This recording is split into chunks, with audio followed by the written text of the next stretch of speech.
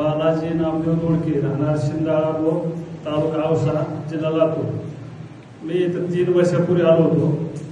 मला मणक्याचा त्रास इतका होता की भयानक. समजा सुरुवातीला लातूरला सह्याद्री हॉस्पिटलला दाखवलं, अंबाजोगाईला दाखवलं, परत तुमचं सोलापूरला वळसंकर डॉक्टरकडे दाखवलं, सोरेगावला दाखवलं, पण कुठेच गुण येत नव्हता.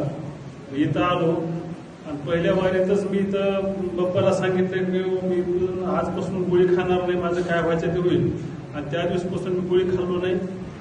2 महिन्यापासून म्हणजे इथं आल्यापासून दुसऱ्या महिन्याचे समजा मणका दुखायचं कमी झाला ते आतापर्यंत मणका दुखत नाही. टाळ्याच्या गजरामध्ये दुसरा अनुभव असा आहे, डोळ्याला मला 2.5चा चष्मा होता. डोळ्याला चष्मा होता. ते शेतात कडबा गोळा करत असताना चष्मा ठेवला, ते हरभरा आणि डोळे आता जवळ जपत दिसतं आणि असं लांब जपत दिसतंय. आणि तिसरा अनुभव असा आहे की माझं अन्न पचन होत नव्हतं. आता अन्न पचन व्हायला हे झालंय.